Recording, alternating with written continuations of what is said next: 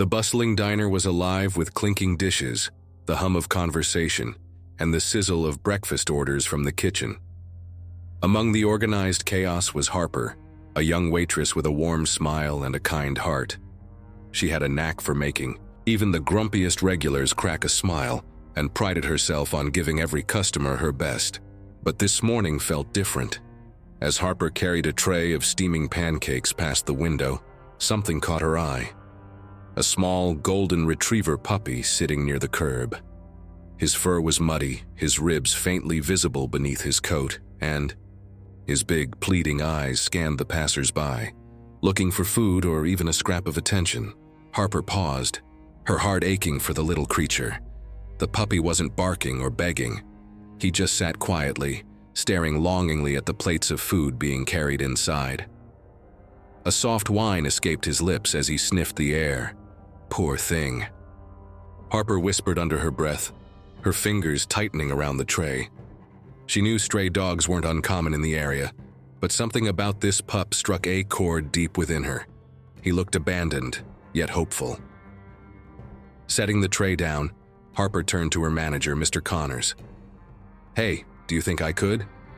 "No," he interrupted sharply, barely glancing up from his clipboard.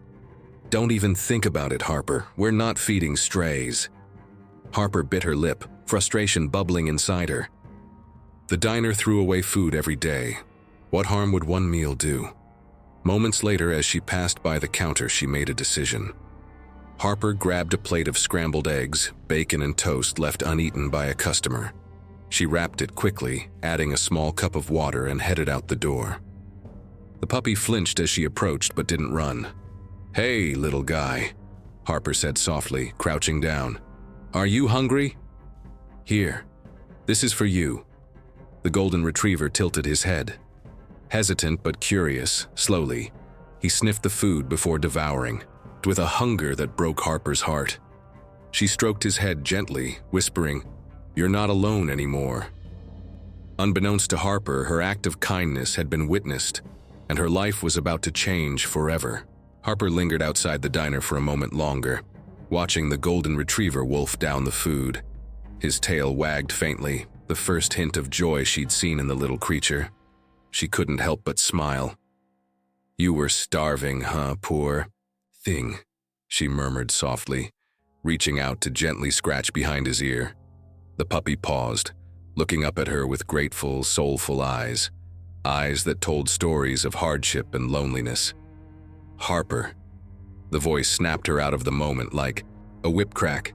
She turned quickly to see her manager, Mr. Connors, standing in the doorway with his arms crossed, his face twisted in disapproval. "What are you doing?" he barked, his tone loud enough to draw attention from inside the diner. Harper stood up, brushing her hands against her apron. You were just feeding a stray dog," he interrupted, marching closer. "I told you not to do that. How many times do I have to remind you that this is a business, not a charity?" Harper's cheeks flushed, with embarrassment as she glanced over at the customers who were now peering through the window, whispering among themselves. "Mr. Connors." "It was just a plate of leftover food," she argued, trying to keep her voice calm. "We throw so much away every day, and this little guy clearly needed it." Mr. Connors shook his head, his expression cold. "And what happens when he comes back tomorrow and the next day? We'll have strays all over the place. It's bad for business. If the health inspector sees this, we could get fined." Harper's heart sank as she glanced at the puppy, who was now sitting, quietly, his ears drooping as if he could sense the tension. "But no buts," Connors snapped. "You're fired, Harper. You can collect your things and go." The words hit her like a punch to the stomach. "Fired," she repeated, stunned. "For feeding a dog." "Yes, for disobeying my orders and embarrassing this establishment." Connors turned on his heel, heading back inside. "And don't let me catch you here again." Harper stood frozen, her mind reeling. Customers stared at her through the glass, some sympathetic, others indifferent. Fired just like that. Tears stung her eyes, but she refused to let them fall. Instead, she crouched back down beside the puppy, forcing a smile for his sake. "It's okay, buddy," she whispered. "It's not your fault." The golden retriever leaned against her as if offering comfort, and Harper ran her hand through his soft, matted fur. "What do I do now?" she murmured, mostly to herself.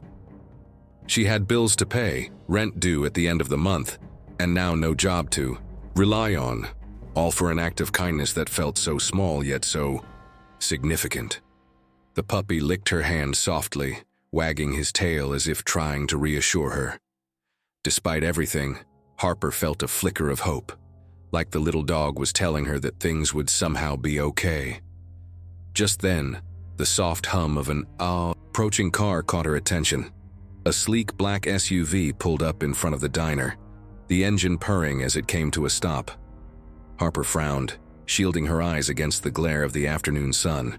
The driver's side door opened and a man stepped out, a tall figure in a tailored suit, his polished shoes clicking against the pavement. "Excuse me, miss," the man said, his voice calm and authoritative as he approached. Harper straightened up, the puppy pressing against her leg for comfort. "Are you the one who fed this dog?" Harper hesitated, unsure how to respond. "Yes, I am," she admitted carefully. "Why?" The man studied her for a moment, his sharp gaze softening as it flicked to the puppy at her feet. Then, much to her surprise, he smiled. "I've been looking for this dog." Harper blinked. "You have?" "Yes, this little one's been missing for days. He belongs to someone very important to me." The puppy looked up at the man, tilting his head as if trying to recognize him. Then, to Harper's astonishment, the man crouched down and held out his hand. "Come here, boy," he said softly.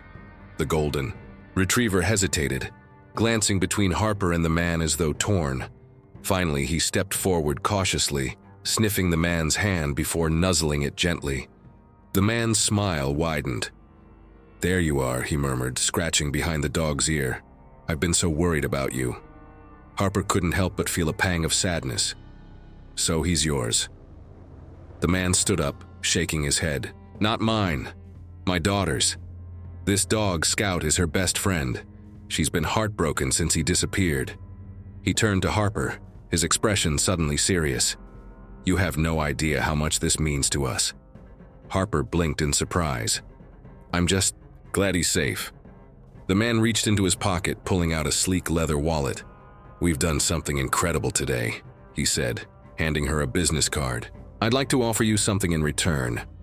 Come by this address tomorrow morning. I think I have an opportunity you'll be interested in." Harper stared at the card, speechless. The address was for a prominent local organization she had only ever heard about on the news. I don't know what to say," she stammered. "Say yes," the man said with a knowing smile. "Good people deserve good things with that." He led Scout to the SUV and opened the door. The golden retriever paused, looking back at Harper with those same soulful eyes. She waved softly. "Goodbye, buddy. Take care of yourself." The puppy barked once, a happy, grateful sound, as if promising that this wasn't really goodbye. As the SUV drove off, Harper stood there for a long moment, staring at the business card in her hand. Fired or not, she couldn't shake the feeling that something incredible had just begun. The next morning, Harper stood in front of the address, printed on the business card. Her heart pounded in her chest as she looked up at the sleek, modern building. The sign on the door read, "Evergreen Animal Rescue Foundation," a name she recognized instantly. It was one of the most prominent organizations in the city, known for rescuing and rehabilitating animals and spearheaded by the influential Dawson family. "Am I really supposed to be here?" Harper whispered to herself, clutching the card tightly. She thought back to yesterday. The dog, the stranger, the sudden offer. It felt surreal. She took a deep breath, gathered her courage, and stepped inside. The reception area was clean and bright, with photos of rescued animals lining the walls. Friendly receptionist smiled up at her. "Good morning, can I help you?" "Yes, I'm Harper. I was invited here by..." Before she could finish, a voice called out, Harper, you came." Harper turned to see the man from yesterday, now dressed more casually, but still exuding authority. He approached with a warm smile. "I'm glad you made it," Harper smiled faintly. "Thank you. I wasn't sure what to expect." "Come with me," the man said, gesturing toward a hallway. "I owe you a proper introduction. My name is Andrew Dawson. My family runs this foundation. Yesterday you helped save more than just a dog. You gave a little girl her happiness back." Harper followed him, her curiosity growing. The golden retriever, Scout, he really means that much to her. Andrew nodded, his expression softening. "My daughter Lily has been struggling since her mother passed away last year. Scout is more than just a pet. He's her comfort, her best friend. When he ran off after getting scared during a thunderstorm, we searched everywhere. Lily hasn't slept well in days, but last night when we brought Scout home, I saw her smile for the first time in weeks." Harper's heart swelled. The thought that her small act of kindness had made such an impact was overwhelming. "I'm so glad Scout is back where he belongs." Andrew stopped in front of a large window overlooking a spacious play area filled with happy bouncing dogs. "Harper, people like you are rare. Most would have ignored a stray. You stepped in when no one else did." He turned to face her. "Our foundation could use someone like you, someone with heart. I want to offer you a job here at Evergreen." Harper froze. "A job?" "Yes," Andrew replied. "We rescue animals, rehabilitate them, and find them loving homes. It's hard work, but it's meaningful. And with your compassion, I think you'd be perfect for." Harper was speechless. The last 24 hours had felt like a whirlwind. Fired for feeding a stray dog one day and now being offered a position at a respected animal rescue. "I don't know what to say," she admitted. "Say yes," Andrew said with a smile. "You'll start part-time, and if it's a good fit, we'll make it full-time. Sound fair?" Harper hesitated, her mind racing. The thought of working with animals, of being part of something bigger, made her heart flutter with excitement. "Yes," she said finally, a grin spreading across her face. "I'd love that." Andrew clapped his hands together. "Great. Let me give you a quick tour." Over the next few hours, Harper was introduced to the world of animal rescue. Andrew walked her through the different parts of the facility. The medical wing where injured animals were treated. The adoption center where families came to meet their new furry companions. And the outdoor play area where dogs like Scout could run freely. "This place is incredible," Harper said, watching a group of puppies tumble around playfully. "It is," Andrew agreed, his voice proud. "But it's not without challenges. Many of these animals come to us scared, abused, or abandoned. It takes time, patience, and a lot of love to help them trust again." Harper looked out at the animals, her mind flashing back to Scout's weary, soulful eyes the day before. "I think I can do that," she said softly. "I know you can," Andrew replied. As the day wound down, Harper was helping clean out one of the kennels, when she felt a tug on her pant leg.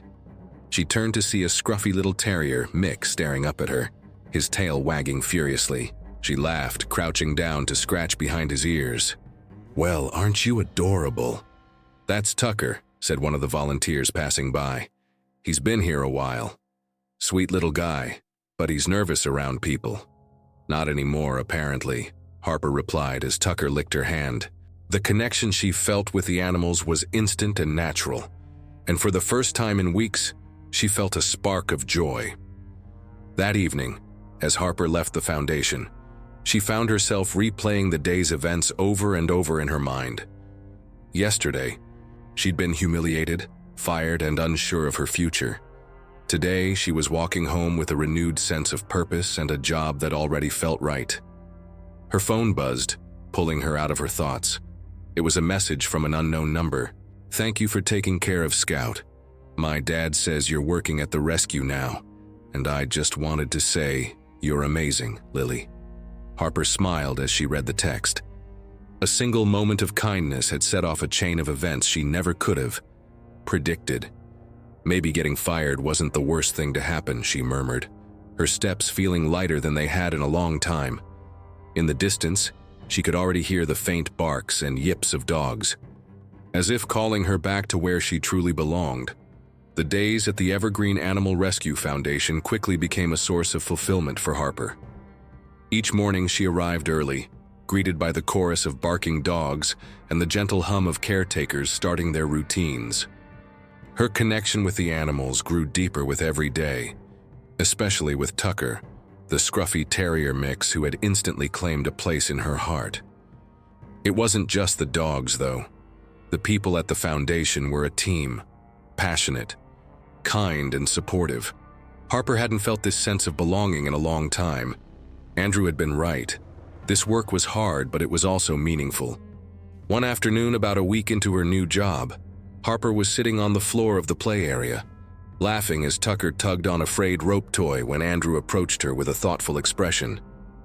"Harper, can I talk to you for a second?" She looked up, her smile fading slightly at the seriousness in his voice.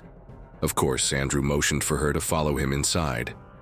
Leading her to his office, the walls were lined with photos of successful adoptions and stories of rehabilitated animals, each picture a testament to the foundation's work.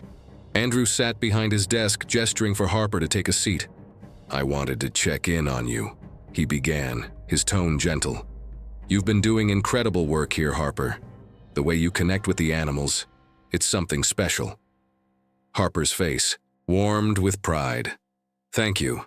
I've never felt more at home." Andrew smiled faintly, but hesitated before continuing. "There's something I need to share with you, though. Something about your old boss."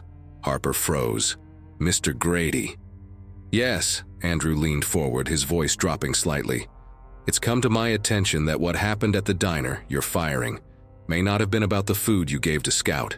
Harper blinked, confusion clouding her features. "What do you mean?" Andrew sighed. "Someone anonymously reported Mr. Grady to animal control a few months ago. Apparently he's been mistreating animals near his diner, strays that wander too close or linger around for food. The report claimed he'd been scaring them off aggressively or worse." Harper felt her stomach drop. "You're saying he's been hurting them?" Andrew nodded grimly. "The investigation didn't go very far at the time because there wasn't enough evidence. But your story caught my attention, and I started digging around. It seems like you feeding Scout was the final straw for Mr. Grady. He didn't want the dog hanging around his diner, and your kindness threatened the way he handled the situation." Harper sat back in shock. She had known Mr. Grady could be cold, but to think he would go as far as mistreating animals left her speechless. "I can't believe this," she murmured. "He fired me because I did the right thing, because I showed kindness to a dog." "That's exactly why we need people like you, Harper," Andrew said firmly. "When I saw how you cared for Scout, I realized you were someone who wouldn't turn a blind eye to cruelty." Harper's mind raced. The thought of Mr. Grady mistreating other strays, animals who were helpless and alone, made her blood boil. "Is there anything we can do?" she asked, her voice shaking with determination. Andrew smiled faintly, as though he had been waiting for her to ask. "Actually, yes. I've been working on a partnership with Animal Control to address cases like this, but we need more evidence to take action." Harper leaned forward, her eyes narrowing. "Tell me what I can do to help." That evening, Harper couldn't stop thinking about Mr. Grady. Memories of her time at the diner resurfaced. The stray cats she had sometimes seen lurking in the alley, the way Grady would yell and chase them off with a broom. At the time, she hadn't thought much of it, but now, it all made sense. Her resolve hardened as she walked home, Tucker trotting happily beside her on a leash. Andrew had allowed her to bring him home as a foster, a temporary arrangement that already felt permanent. "You're coming with me tomorrow," she murmured to Tucker, scratching behind his ears. "We're going to make sure no other animal has to suffer because of him." The next morning, Harper arrived at the diner just as the early shift began. She stayed across the street, hidden from view. Watching as Grady barked orders at his staff, her heart pounded in her chest as she noticed something in the alley, a small figure darting behind a dumpster. It was a kitten, scrawny and dirty, clearly searching for scraps. Harper's stomach twisted. She watched as Grady stepped outside, spotted the kitten, and grabbed a broom. "Get out of here!" he shouted, swinging the broom aggressively. The kitten hissed and bolted, disappearing into a narrow gap between buildings. Harper clenched her fists. "That's enough," she muttered. She pulled out her phone, capturing the scene on video. Over the next few days, Harper continued to gather evidence. With the help of a few Evergreen volunteers, she documented Grady's behavior towards stray animals, his yelling, his threats, and even attempts to scare them off with water hoses. At the foundation, Andrew reviewed the footage. "This is more than enough to reopen the investigation," he said, his voice tight with anger. "We'll work with animal control to put an end to this." Harper nodded, her heart racing. It's time he's held accountable. As she sat with Tucker that night, Harper felt a mix of emotions, anger at the injustice, pride in her actions, and hope for what was to come. For the first time, she realized that getting fired from the diner hadn't been a setback. It had been the start of something much bigger, and she wasn't going to stop until every stray animal, like Scout and Tucker, was safe. Harper barely slept that night. The images of Mr. Grady swinging his broom and shouting at helpless animals replayed in her mind like a broken record. It was infuriating to know that this kind of cruelty had been happening right under her nose for so long, and that no one had stopped him. But now things were different. Now the Harper had a mission. The following morning, she arrived at the Evergreen Animal Rescue Foundation with a new determination burning in her chest. Andrew was already in his office, sifting through paperwork and sipping on his coffee. Harper knocked on the open door. "Good morning," she said, her voice steady but purposeful. Andrew looked up, smiling faintly. "Good morning, Harper. You look like you're on a mission today." "I am." Harper stepped inside and set her bag on the chair. "What's next? What do we do about Grady?" Andrew leaned back in his chair, studying her. "For a moment. The footage you collected is compelling, and animal control is reviewing it. But we need to be prepared. Cases like this take time, and Grady's not the kind of man to go quietly." Harper frowned. "So what do we do in the meantime? We can't let more animals suffer while the process drags on." Andrew nodded, sharing her frustration. "You're right. While animal control does their part, we can step up our outreach. If Grady is driving animals away from his diner, chances are they're wandering into the surrounding areas. We need to find them, bring them here, and make sure they're safe." Harper's shoulders relaxed slightly. "I can do that." "I want to help," Andrew grinned. "I knew you would. I'll gather a team of volunteers and we'll start canvassing the area this afternoon. You'll take the lead." The words made Harper pause. "Me? Lead? Why not?" Andrew shrugged. "You've proven yourself over and over, Harper. You care and the animals trust you. That's what matters." Harper hesitated for only a moment before nodding. "Okay, I'll do it." That afternoon, Harper and a small team of Evergreen volunteers, armed with crates, blankets, and treats, set out into the neighborhood surrounding the diner. It was a crisp autumn day, and Harper couldn't help but notice how quiet the streets were compared to the bustling diner she had once called her workplace. Tucker trotted happily at her side, his leash loose in her hand. Harper had insisted on bringing him along, not just for company, but because she trusted his nose. He was a scrappy dog who had likely lived a similar life to the strays they were looking for. The first hour was slow. Harper scanned alleyways, checked behind dumpsters, and approached any suspicious corners where a hungry animal might hide. A few cats darted out of sight before the volunteers could get close, but they left bowls of food behind, hoping to draw them back later. Finally, Harper spotted something near a crumbling brick wall behind an abandoned store. She saw a small movement, just a flicker, but enough to make her pause. She crouched low, whispering to Tucker, "Do you see that, buddy?" Tucker sniffed the air, his tail wagging cautiously as Harper crept forward. And there, hidden among the weeds and debris, was a tiny, trembling puppy. Its fur was matted and dirty, and its ribs were visible beneath its thin coat. "Oh, sweetheart," Harper whispered, her heart breaking. She set Tucker's leash down lightly. He stayed put, watching, and slowly extended her hand. "It's okay. You're safe." "Ow." The puppy flinched, its wide, frightened eyes locking onto hers. Harper didn't move any closer. Instead, she waited, keeping her voice soft and soothing. "You're okay. I'm not gonna hurt you.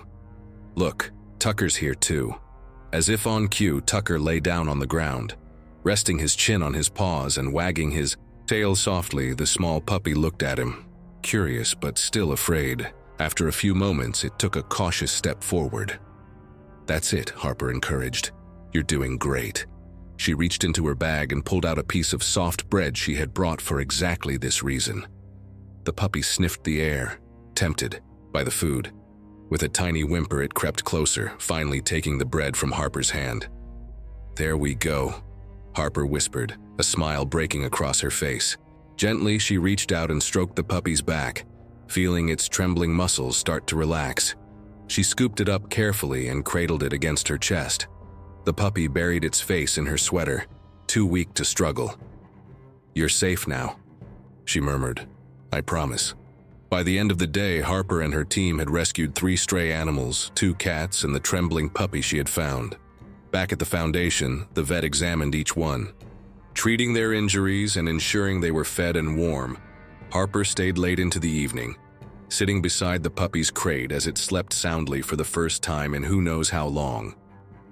Tucker lay nearby, watching over them both. Andrew approached quietly, a proud smile on his face. "Good work today, Harper. You saved lives." Harper looked up, brushing her hair back. "It feels right," she admitted. "Like I'm doing what I'm supposed to do." "You are," Andrew replied. He placed a gentle hand on her shoulder. "And this is just the beginning." Harper nodded, her heart full but heavy. Mr. Grady was still out there, and until the investigation stopped him, there would be more animals like the ones they had saved today. But for now, Harper looked at the sleeping puppy and smiled. "One at a time," she whispered. "We'll save them all." Over the next few days, Harper threw herself into her work at the Evergreen Animal Rescue Foundation. The puppies, kittens, and strays they had saved during their first search began to recover, their weak bodies responding to food, care, and warmth. The trembling puppy Harper had found in the weeds, now named Scout, quickly became the center of her attention. He was small, shy, and still skittish around sudden noises, but he wagged his tail whenever Harper approached, inching closer to trusting humans again. But as Harper grew closer to Scout and the other animals, the specter of Mr. Grady loomed larger than ever. News of Grady's harsh treatment of animals had begun to spread through whispers in the community. Although there were no official actions taken against him yet, it was enough to put the diner under a cloud of suspicion. Customers dwindled, and Grady's frustration was becoming impossible to ignore. One afternoon, Harper and Andrew sat in his office reviewing adoption applications. When the phone rang sharply, Andrew picked it up, his expression tightening almost immediately. "Evergreen Foundation." Andrew speaking. "Yes, this is our organization." "What do you mean trespassing?" Harper froze, her stomach sinking. She could hear the harsh, growling voice on the other end of the line. "I don't know what you're talking about, Mr. Grady," Andrew replied firmly. "We operate within the law and any footage of the animals." The voice interrupted him, growing louder. Harper could almost imagine Grady's face red with anger, jaw clenched, eyes cold as stone. Andrew straightened in his chair. "If you believe you have a claim, I suggest you take it up with animal control." "Good day, Mr. Grady." He slammed the phone down and exhaled heavily, pinching the bridge of his nose. "What did he say?" Harper asked, already knowing the answer. Andrew's voice was low and calm, though his frustration simmered beneath the surface. "Grady's accusing us of trespassing on his property and harassing his business. He says we've been encouraging customers to avoid his diner." Harper frowned. "That's ridiculous. We haven't said a word to anyone about him." "He's lashing out because he knows he's under scrutiny," Andrew replied. "But it's not just words anymore. He's angry, and that makes him unpredictable." Harper sat back, chewing her bottom lip. "So what do we do?" Andrew looked at her with measured calm. "We keep doing what we're doing, but we're careful. We don't want to give Grady any ammunition. He's counting on us losing our cool." Harper nodded, though a flicker of anxiety ran through her. Grady wasn't just lashing out, he was escalating. Later that evening, as Harper finished her shift and prepared to head home, Andrew caught up to her by the shelter's front door. Tucker wagged his tail as he followed her, ready for their evening walk. "Harper," Andrew said, his tone quieter than usual. "I've arranged for security cameras to be installed around the foundation tomorrow." Harper blinked, surprised. "You think it's necessary?" "I don't want to take any chances," Andrew replied. "Grady's temper is only going to get worse, and I don't want him coming anywhere near this place. You've done amazing work here, Harper. I just want to make sure you're safe." The words struck a chord in Harper. No one had ever looked out for her like that before. She smiled faintly, her voice soft. "Thanks, Andrew. I'll be careful." He nodded, then glanced at Tucker, who barked cheerfully at his side. "And keep Tucker close, he's a good watchdog." As Harper walked home through the darkening streets, she couldn't shake the feeling of being watched. Every shadow seemed longer, every noise sharper. Tucker trotted protectively beside her, his ears perked and alert. When they finally reached her small apartment, Harper double-checked the locks on her doors and windows before collapsing onto the couch. Tucker hopped up beside her, resting his head on her lap as if sensing her unease. "It's fine," Harper whispered, scratching his ears. "We're fine." But even as she said it, she couldn't shake the memory of Mr. Grady's voice on the phone, angry, vindictive, and far from finished.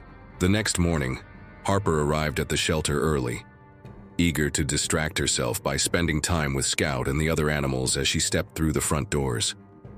Her eyes widened in shock. The shelter's walls had been vandalized. Thick streaks of black spray paint marred the entrance with angry words scrawled across the brick. "Leave our town alone." Harper's heart dropped and her hands shook as she fumbled for her phone to call Andrew.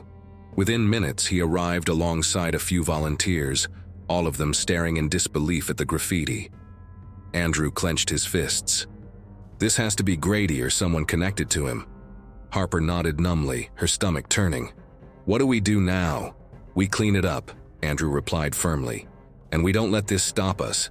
Harper, this is what happens when you fight for something that matters. People who are in the wrong will fight back. But the animals," Harper began, her voice cracking. Andrew cut her off gently. "The animals need us. They need you, Harper, and we're not going to let anyone scare us away." Harper took a deep breath, feeling the weight of Andrew's words settle in her chest.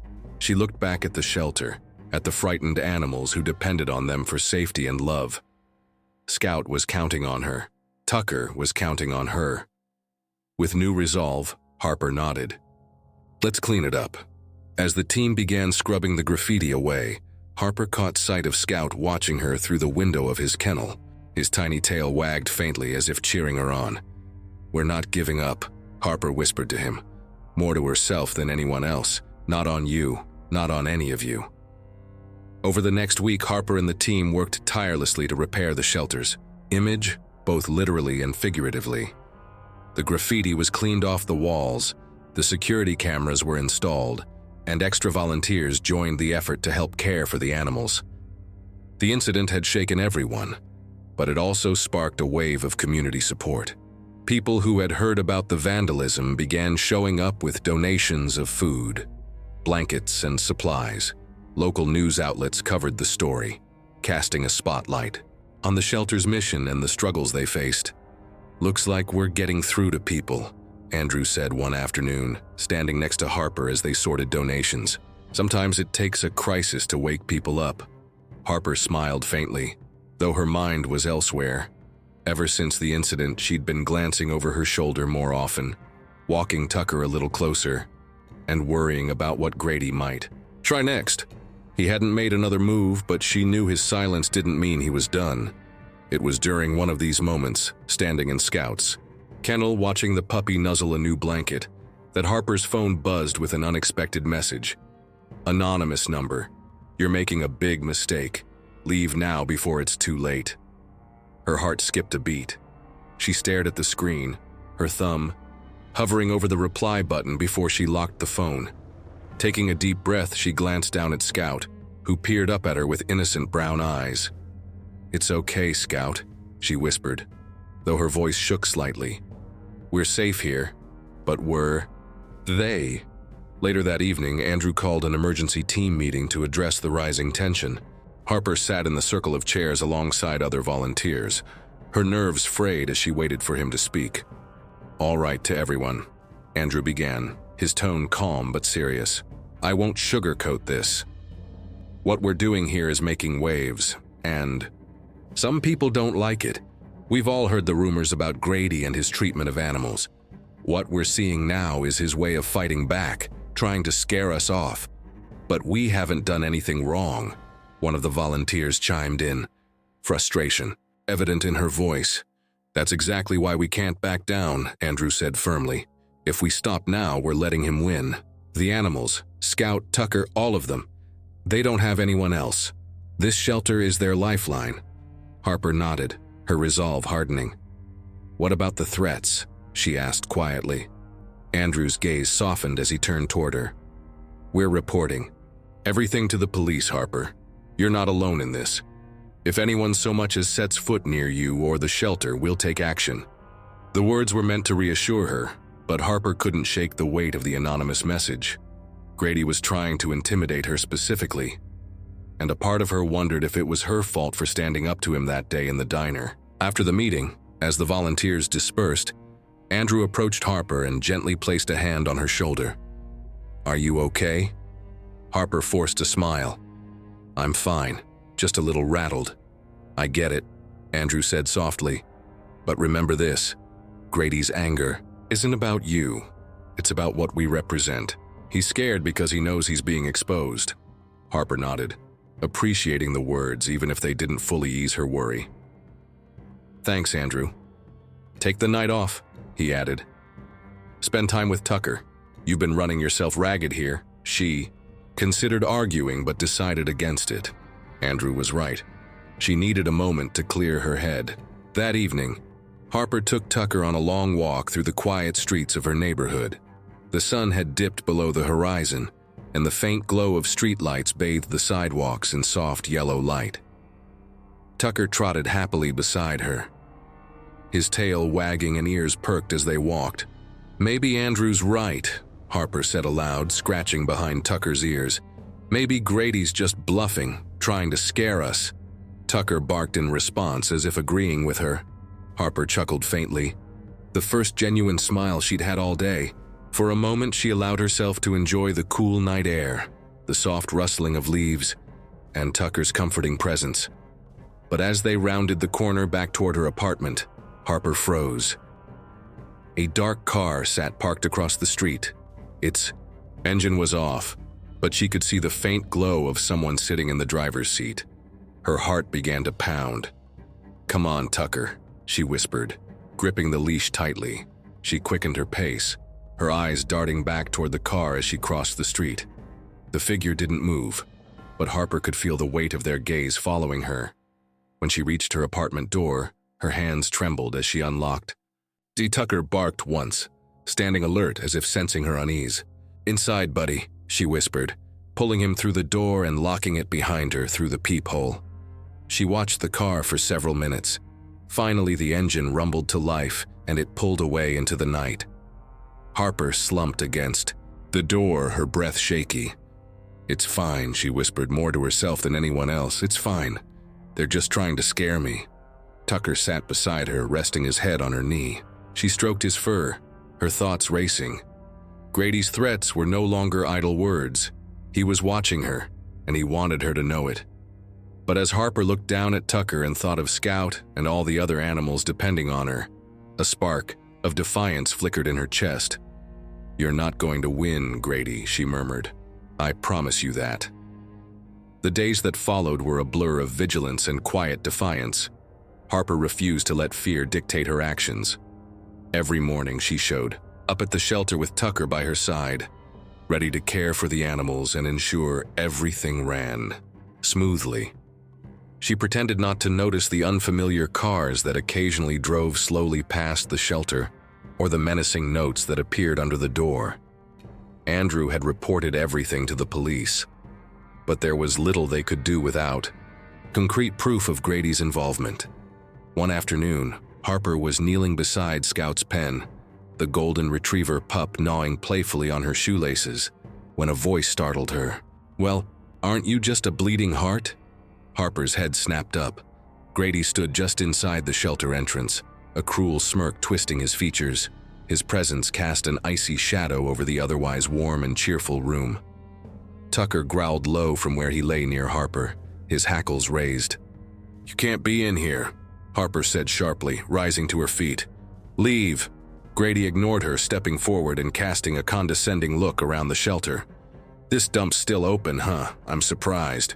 Figured you'd have given up by now." "We're doing just fine," Harper shot back, though her heart raced. "You have no right to be here. Get out before I call the police." Grady's smirk faltered, but his eyes narrowed with barely veiled anger. "Police? They won't do a thing. You don't know what you're up against, sweetheart." "I know exactly what I'm up against," Harper said, her voice steady even as she clenched her fists.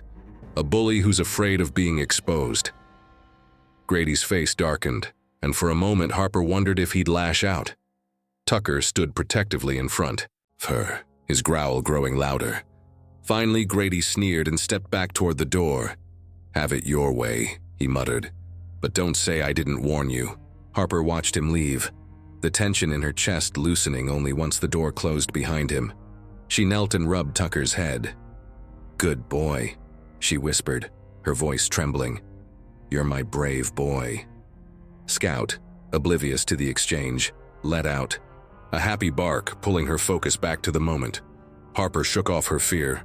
Grady's intimidation tactics were growing bolder, but she refused to let him win that evening.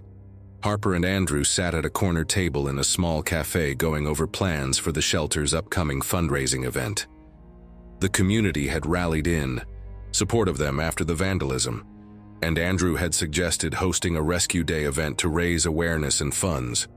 "We'll set up adoption booths outside, invite families to come meet the animals," Andrew explained, tapping his pen against a flyer they were designing. "Maybe even partner with local businesses to sponsor some of the animals' care. It'll show people we're not going anywhere." Harper nodded, feeling a spark of hope. "I like it. The more people we get involved, the harder it'll be for Grady to keep pushing us around." Andrew's expression grew serious. "Speaking of Grady, I don't like what's happening, Harper. He's escalating the vandalism, the threats, and him showing up today. It's not a good sign." Harper frowned. "I know, but we can't back down. If we stop now, everything we've worked for will be for nothing." Andrew sighed. "You're brave, Harper. Braver than most, but I don't want you to get hurt." The sincerity in his voice surprised her. For the first time, she noticed the shadows of worry etched into Andrew's face. "I'll be fine," she said softly. "As long as we're in this together, we'll figure it out." Andrew nodded, though his concern lingered. The morning of the Rescue Day event dawned bright and clear. The shelter's small parking lot had been transformed into a lively festival of tents, banners, and booths. Volunteers bustled about, setting up tables filled with adoption forms, pet supplies, and donation jars. Families began to arrive, children squealing with delight as they met the animals. Harper worked tirelessly, moving between booths, introducing puppies to potential adopters and answering questions. Scout, now wearing a bright green bandana with "Adopt Me" embroidered on it, quickly became the star of the day. His playful demeanor and golden fur drew in a crowd wherever he went. "Look at this little guy," a young mother exclaimed, kneeling beside Scout as her daughter giggled and hugged him. "We might just have to bring him home," Harper beamed. "He'd make a wonderful addition to your family." The joy of the day was contagious, but Harper couldn't shake the feeling that something was off. She noticed a man standing at the edge of the crowd, his arms crossed and his gaze fixed on her. He wore sunglasses and a baseball cap, making it hard to see his face. But Harper's instincts prickled with unease. "Andrew," she whispered, pulling him aside. "Do you see that guy by the fence?" Andrew glanced over and frowned. "Yeah, I don't recognize him." "Neither do I," Harper murmured. "He's been watching me." "Stay close to the volunteers," Andrew said firmly. "I'll keep an eye on him." The man lingered for Another half hour before disappearing into the crowd, Harper forced herself to focus on the event, reminding herself that Grady and his intimidation tactics wouldn't ruin what they'd built. By the end of the day, the shelter had raised more funds than Harper ever could have hoped for. 10 animals were adopted, including Scout, whose new family promised to give him a life full of love and happiness. As Harper hugged Scout goodbye, tears pricked her eyes, but they were tears of joy. "You're going to be so happy," she whispered to the pup as he licked her cheek. "You deserve this." Watching Scout leave with his new family, Harper felt a renewed sense of purpose. No matter what Grady tried, the shelter was making a difference. But as the sun set and the volunteers began packing up, Harper found a small envelope taped to the shelter's door. Her heart sank as she tore it open. Inside was a single note scrawled in rough handwriting. "You think you've won. This isn't over." Harper's hands trembled as she read the words, but her jaw tightened with determination. Grady's threats were growing more dangerous, but she refused to let fear break her. The days after the Rescue Day event were bittersweet for Harper. Scout was thriving in his new home. His adoptive family had sent her pictures of the happy golden retriever running through their yard. But the note left on the shelter door lingered in her mind like a dark cloud. She couldn't let Grady win, but she also couldn't deny the danger was becoming real. Late one evening, as Harper sat in the shelter's small office sorting through adoption paperwork, Andrew knocked softly on the doorframe, a cup of steaming tea in his hand. "Thought you could use this," he said with a small smile, handing her the mug. "Thanks," Harper replied, offering a grateful smile in return. She leaned back in her chair and sighed. "We should be celebrating, you know. The event was a huge success." Andrew pulled a chair over and sat across from her. "Yeah, but you've got that look again, like something's eating at you." Harper hesitated, then decided to be honest. "It's Grady. The note. Everything he's doing. I feel like I'm walking on eggshells waiting for him to make his next move." Andrew's expression darkened. "He's a coward, Harper. He's trying to scare you because he knows he can't beat you any other way. But what if he escalates again?" Harper said, voicing her deepest fear. "What if it's not just notes or threats next time? What if he tries to hurt the animals or—" She trailed off, unable to finish the thought. Andrew leaned forward, his voice low but steady. "Then we'll stop him. We've already reported everything to the police, but I think it's time we do something more. Fight back in our own way." Harper furrowed her brows. "What do you mean? Expose him?" Andrew said firmly. "We've talked about Grady's shady operation before, but we've never had solid proof. If we dig deeper and bring his actions to light, we can end this." Harper bit her lip. "You think we'll find something?" Andrew nodded. "I'd bet on it. People like Grady always slip up eventually." The idea gave Harper pause. Exposing Grady would put a target on her back even more than it already was. But Andrew was right. Letting him continue unchecked was no longer an option. "All right," she said finally, "let's do it. But we have to be smart about this." Over the next few days, Harper and Andrew worked quietly behind the scenes, gathering information on Grady and his business. They started small, talking to other shelters, rescue groups, and even local pet owners. Stories began to emerge of suspicious injuries, sick animals sold under false pretenses, and payments that seemed to vanish without a trace one evening while researching online. Harper stumbled across a private forum where local animal rescue advocates shared warnings about unethical breeders. There, buried in a long thread, she found a name she recognized: Grady's Kennels. The posts were damning. One described a litter of puppies that had been sold with severe illnesses. Another recounted how a customer had discovered the rescued dogs they'd bought were actually stolen pets. Harper's stomach churned as she read. "Andrew," she said, waving him over to the computer screen. "Look at this. There's a pattern here." Andrew scanned the posts, his jaw tightening. "This is it. We need to bring this to the police and the local news." Harper hesitated. "What if he finds out it's us? We don't have enough yet to take him down completely." Andrew rested a reassuring hand on her shoulder. "Then we'll keep looking until we do."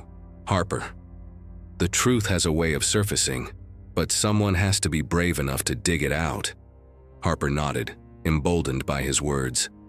Tucker, who was curled up beside her feet, let out a soft bark, as if offering his own encouragement. That weekend, Harper decided to visit the outskirts of town, where Grady's kennels were rumored to be located.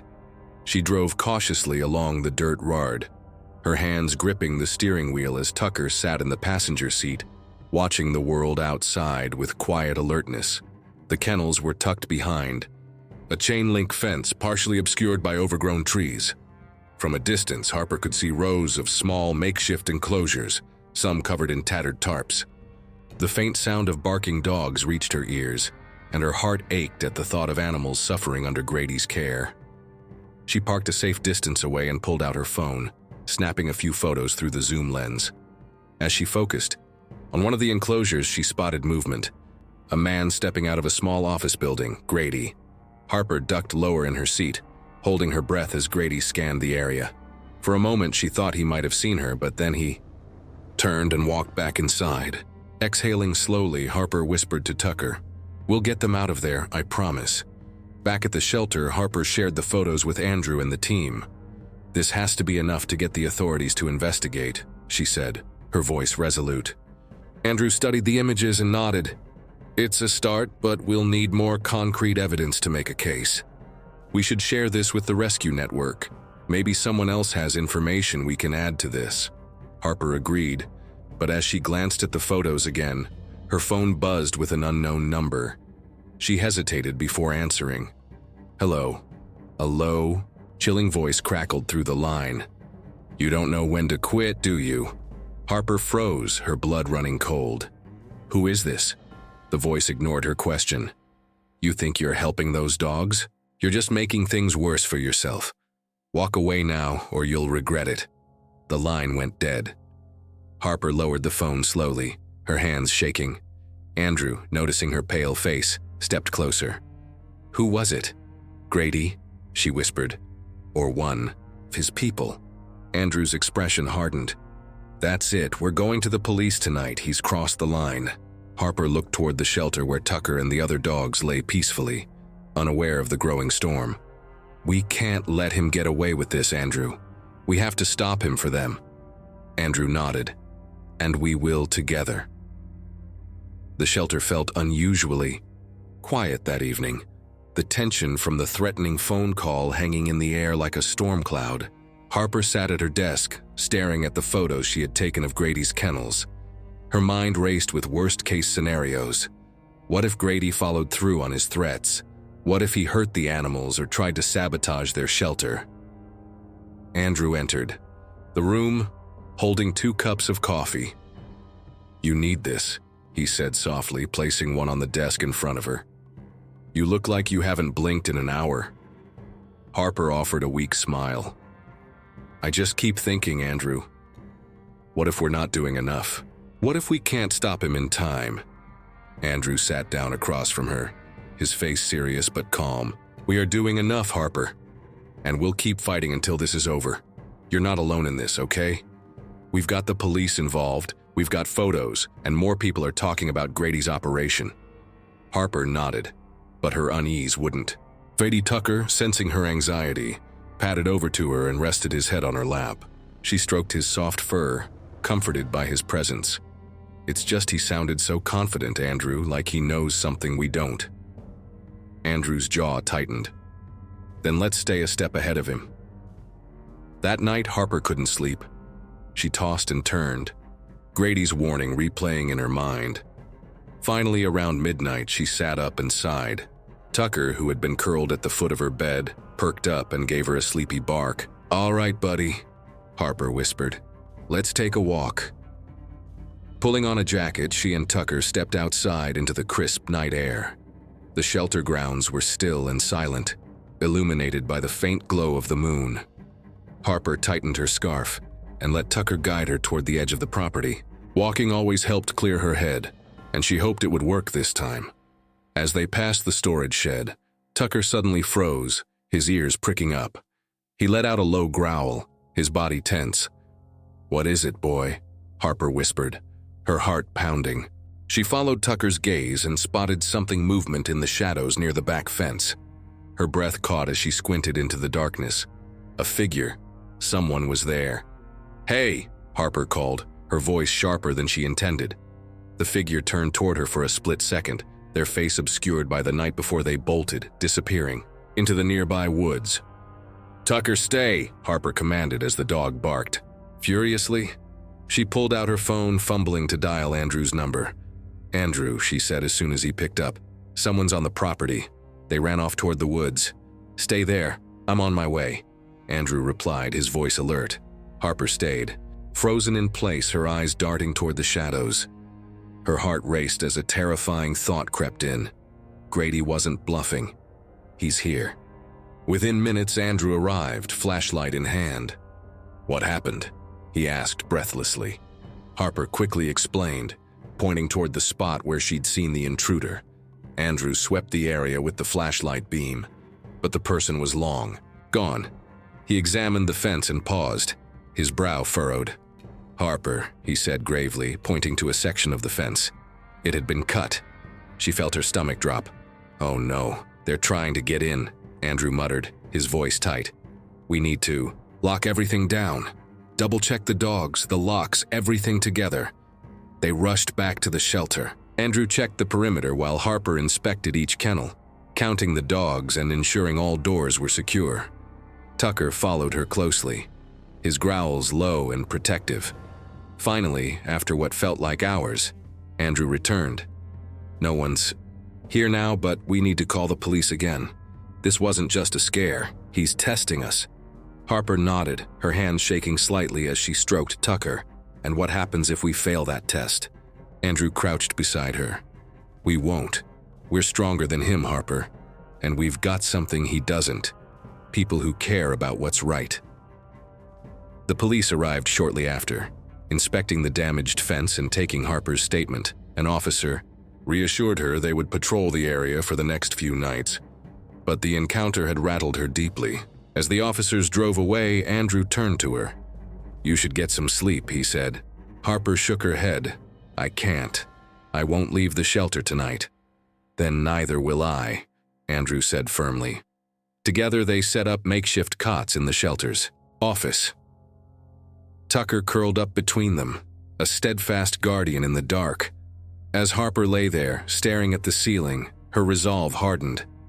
Grady had tried to intimidate her to make her feel powerless, but he had underestimated her.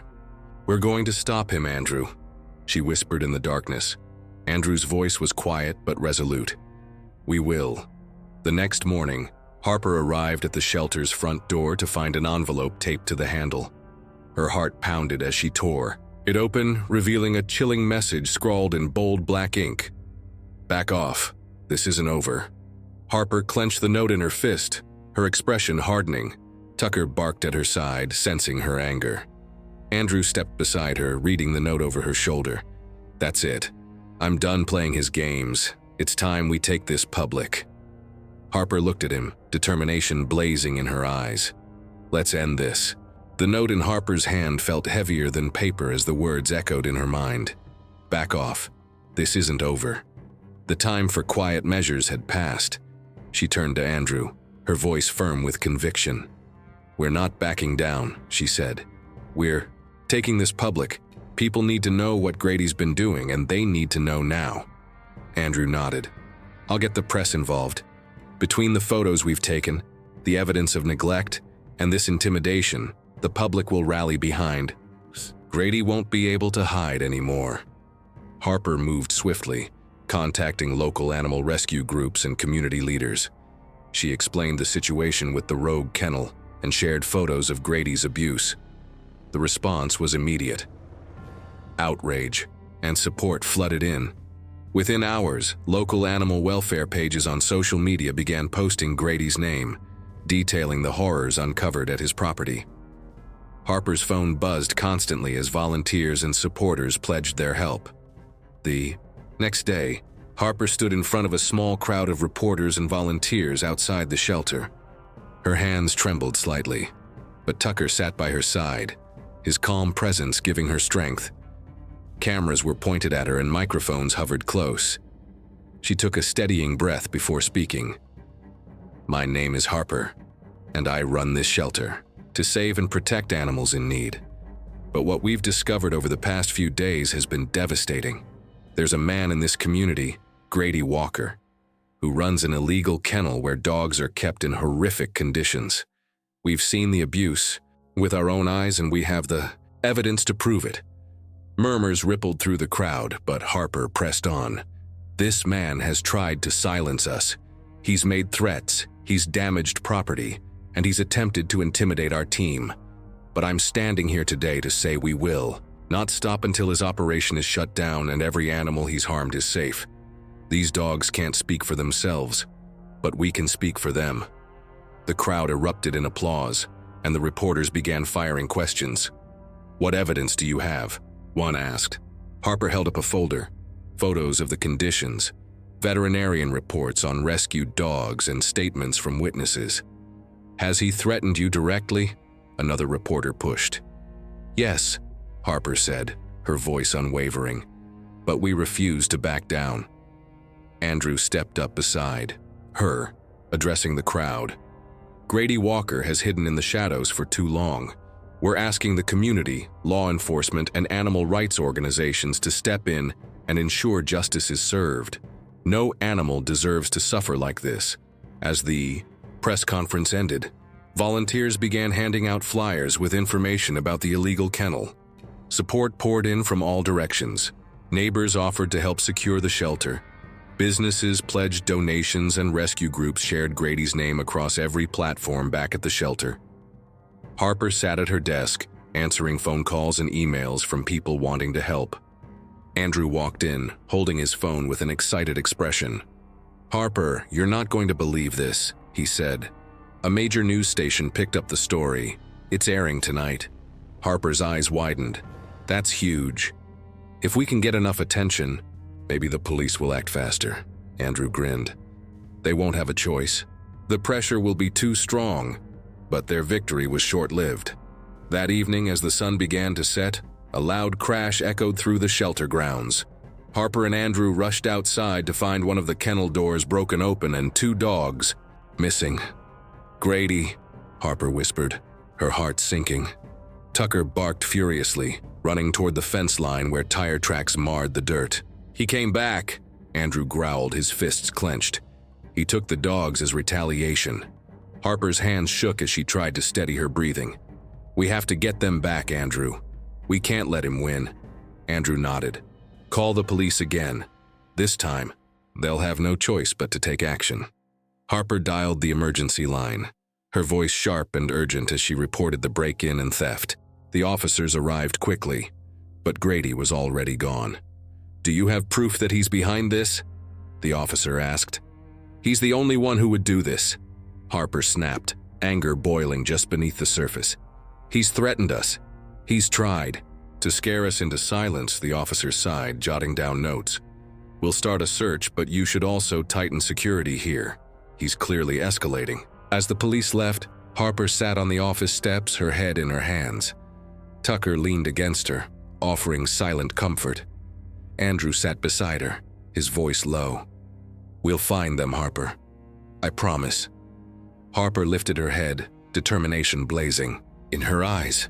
"This ends now. If the police won't stop him, then we'll find another way." The following morning, Harper and Andrew put out a public plea on social media, offering a reward for any information about the stolen dogs. The news station picked up the story, airing footage of the devastated shelter and the missing dogs. That afternoon, Harper received an anonymous tip. A shaky voice on the other end of the line whispered, "I know where he's keeping the dogs." Harper's pulse raced. "Where?" The caller gave her an address, a rundown property deep in the woods, far from town. "You didn't hear it from me?" the voice added before hanging up. Harper stared at the phone, adrenaline coursing through her veins. Andrew watched her carefully. "What is it?" "I know where they are," she said. "Grady's hideout." Andrew's eyes narrowed. "Harper, this could be dangerous." Harper shook her head. "I don't care. We have to save them." Andrew grabbed his keys. "Then let's go." Tucker barked. Ready to follow them, Harper glanced down at him and smiled faintly. "All right, boy. You're coming with us." As they headed toward Grady's hideout, Harper gripped the steering wheel, her resolve unshakable. This was it, the final stand. Harper's truck rumbled down the dirt road, leading into the woods, headlights slicing through the approaching dusk. Tucker sat in the back seat, his ears perked and eyes alert, as though he sensed the urgency of the mission. Andrew gripped the door handle, his face tense. "Are you sure about this place?" he asked, scanning the shadowy trees around them. Harper nodded.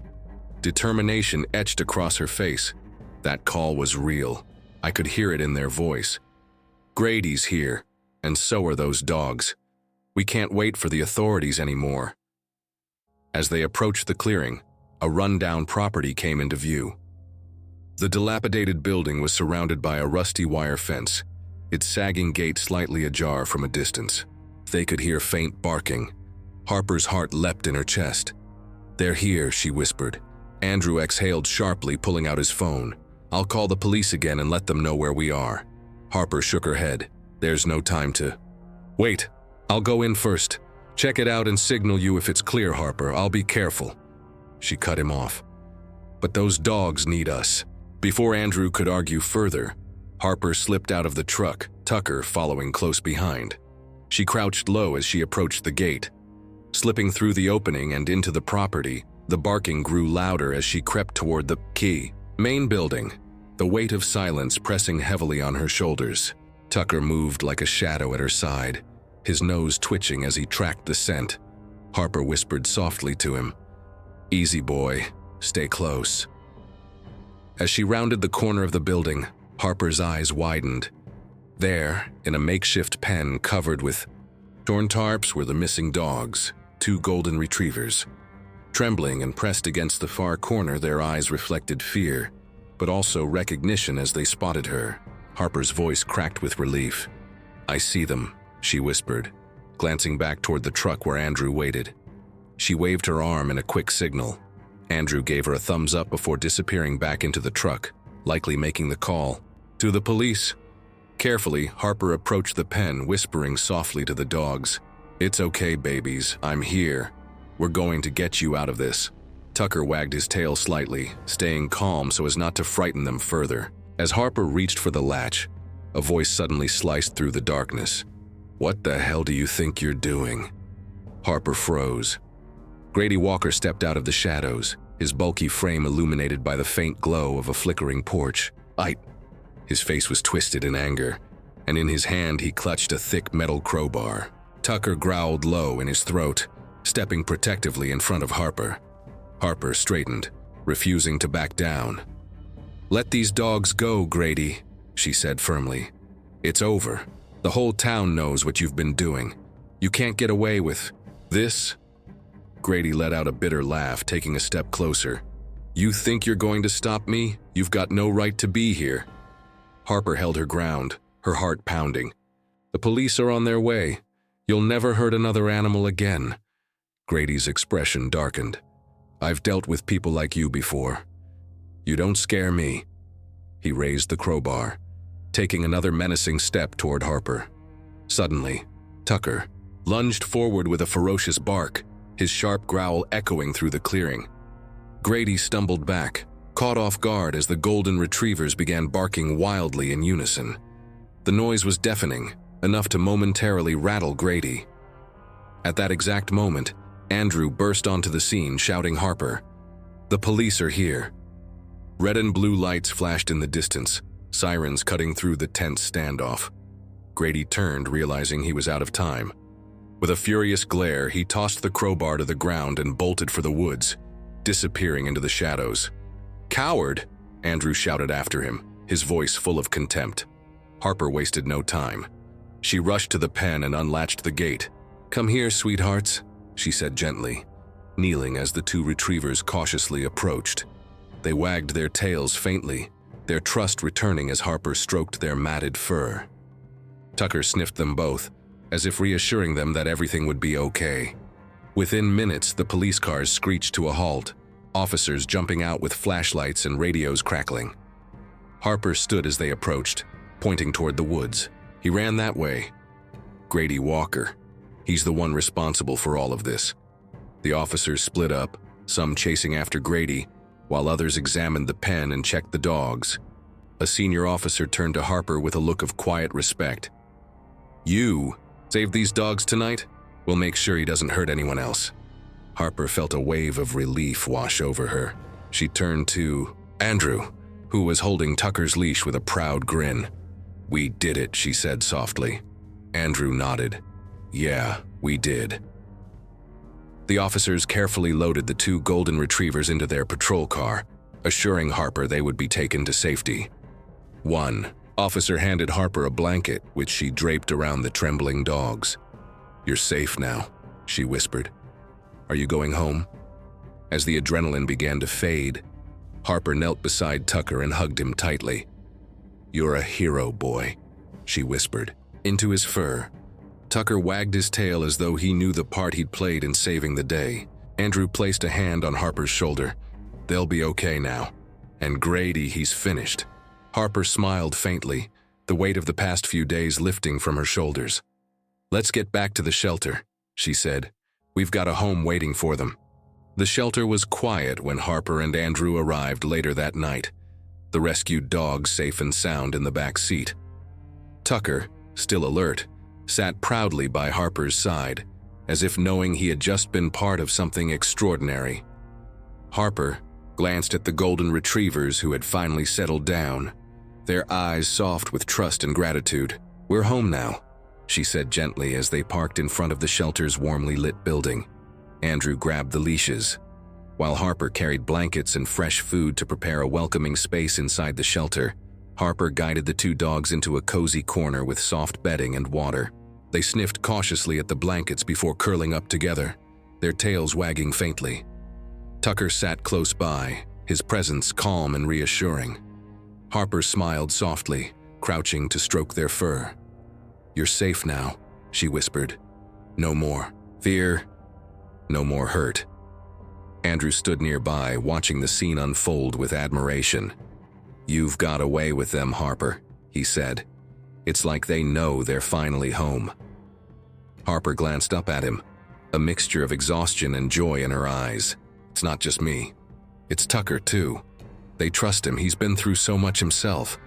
It's like he's telling them everything will be okay." Andrew knelt beside her, rubbing Tucker's head affectionately. "He's more than just a rescue dog. He's a hero." Suddenly, the sound of a car pulling into the shelter's lot broke the quiet. Harper frowned, exchanging a look with Andrew. Who could that be at this hour? They stepped outside, where a sleek black car had just parked. A tall, well-dressed woman emerged, her expression a mix of hope and hesitation. Harper and Andrew exchanged puzzled glances as the woman approached them. "Are you Harper?" the woman asked, her voice soft but confident. Harper nodded, brushing her hair back. "Yes. Can I help you?" The woman smiled faintly, her eyes misting with tears as she reached into her purse and pulled out a photograph. "I believe these dogs are mine," she said, holding the photo out for Harper to see. Harper stared at the picture in disbelief. It showed the 2 golden retrievers healthy, happy, and playing in a sunlit backyard. "You know them," Harper whispered. The woman nodded.